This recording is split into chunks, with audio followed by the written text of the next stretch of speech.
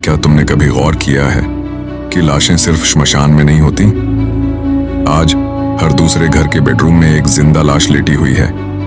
अंधेरे में चमकती ये मोबाइल की स्क्रीन तुम्हारी कब्र का पत्थर है। तुम मर रहे हो दोस्त, धीरे धीरे। तुम्हारी महत्वाकांक्षा, तुम्हारा तेज, तुम्हारी मर्दानगी, सब कुछ इस छोटी सी स्क्रीन के ब्लैक होल में समा रहा है। क्या तुम्हें वाकई लगता है कि तुम कंटेंट देख रहे हो?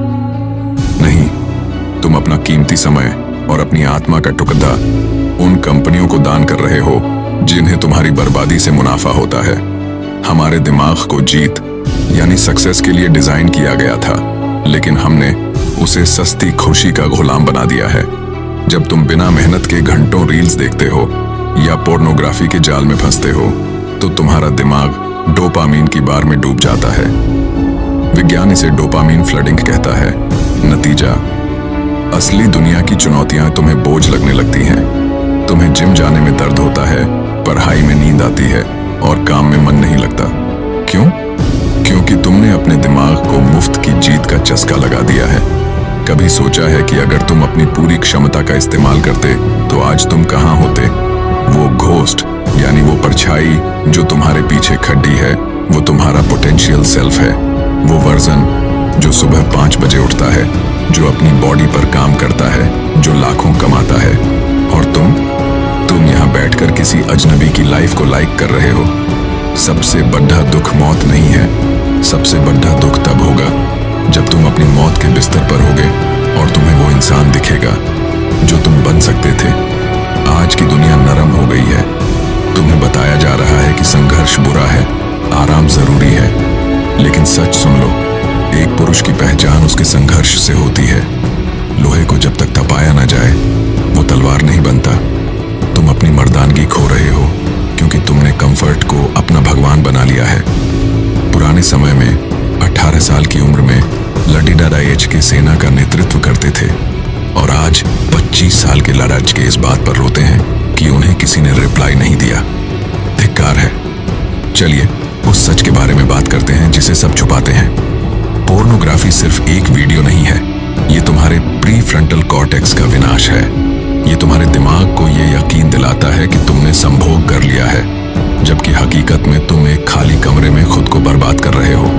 ये तुम्हारे आत्मविश्वास को ZDDH से खत्म कर देता है। तुम्हारी आंखों का तेज खत्म हो जाता है, तुम्हारी आवाज का भारीपन चला जाता है। तुम एक शिकारी से महज एक दर्शक बनकर रह जाते हो। तुम दूसरों की नजरों में अपनी कीमत ढूंढ रहे हो। कितने लाइक्स आए? उसने क्या कमेंट किया? क्या तुम्हारी जिंदगी की वैल्यू इन डिजिटल नंबर्स पर टिकी है? तुम ट्रेंड्स के गुलाम हो। जो दुनिया कर रही है वही तुम कर रहे हो। भीड़ कभी रास्ता नहीं बनाती, भीड़ हमेशा भेदों की होती है। शेर अकेला चलता है क्योंकि उसे किसी की वैलिडेशन की जरूरत नहीं होती। क्या तुम शेर बनने का दम रखते हो या सिर्फ एक फॉलोअर बने रहोगे? कल से शुरू करूंगा। ये दुनिया का सबसे बड़ा झूठ है। काल यानी समय तुम्हारा इंतजार नहीं कर रहा। हर वो सेकंड जो तुम स्क्रॉल करने में बिता रहे हो, वो तुम्हारी जिंदगी की किताब का एक खाली पन्ना है जिसे कभी भरा नहीं जा सकेगा। कल कभी नहीं आता, सिर्फ आज होता है। अगर तुम आज नहीं बदले तो यकीन मानो तुम कभी नहीं बदलोगे। तुम्हारी कल वाली मानसिकता ही तुम्हारी नाकामी का सबसे बड़ा सबूत है। एवरेज यानी औसत होना आज के समय में एक बीमारी है। एक ऐसी नौकरी जिसे तुम नफरत करते हो, एक ऐसा शरीर जिससे तुम्हें शर्म आती है और एक ऐसी लाइफ जिसे तुम बस काट रहे हो। क्या तुम इसी के लिए पैदा हुए थे? जरा अपने माता पिता के चेहरों को देखो। उनकी आंखों में तुम्हारे लिए कुछ सपने थे। क्या उन सपनों का गला घोंटना ही तुम्हारी सफलता है? एवरेज रहना आसान है, इसीलिए भीड़ डाच वहां है। महानता की कीमत चुकानी पड़ती है। दुनिया के शोर से कट जाओ। मोक मोड़ का मतलब है अपनी ऊर्जा को अंदर की ओर मोड़ना। जब तुम अकेले होते हो तभी तुम खुद को पहचानते हो। फालतू की पार्टियों, जहरीले दोस्तों और बिना मतलब की गॉसिप को आग लगा दो। अपनी एकांतता को अपनी शक्ति बनाओ। महान आविष्कार और महान विचार कभी शोर में नहीं आए, वो हमेशा सन्नाटे में पैदा हुए हैं। तुम्हारा शरीर तुम्हारा मंदिर है, लेकिन तुमने इसे कचरा पात्र बना दिया है। जब तुम अपने शरीर को कष्ट देते हो तो तुम्हारा दिमाग मजबूत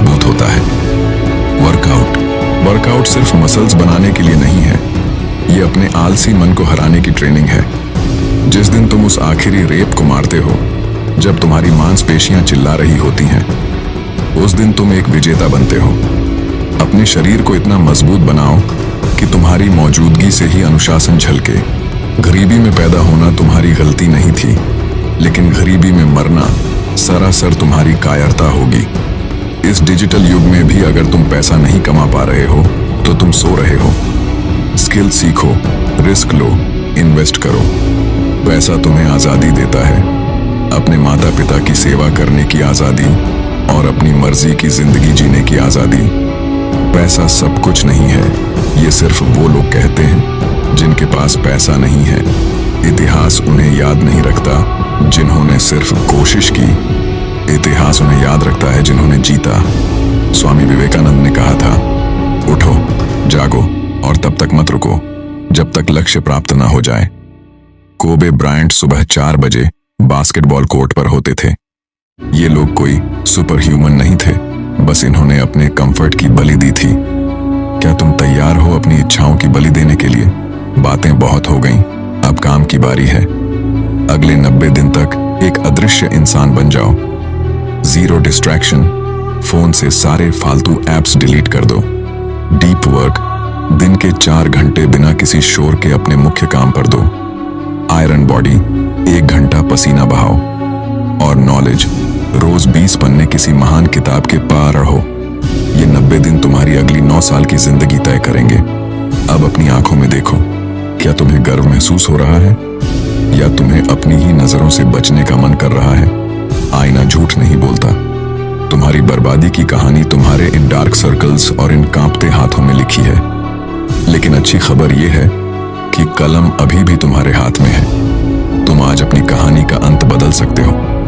क्या तुम एक विक्टिम बनकर मरना चाहते हो या एक लीजेंड बनकर जीना चाहते हो? फैसला तुम्हारा है। सूरज उग रहा है। ये सिर्फ एक नया दिन नहीं है, ये तुम्हारा नया जन्म है। पुरानी आदतों को इसी अंधेरे में दफन कर दो। बाहर निकलो और दुनिया को दिखाओ कि तुम किस मिट्टी के बने हो। तुम्हारी माँ के आंसू और तुम्हारे पिता का संघर्ष बेकार नहीं जाना चाहिए। आज से तुम एक साधारण लड़के नहीं हो, आज से तुम एक योद्धा हो। उठो और अपनी विरासत का निर्माण शुरू करो। दुनिया इंतजार कर रही है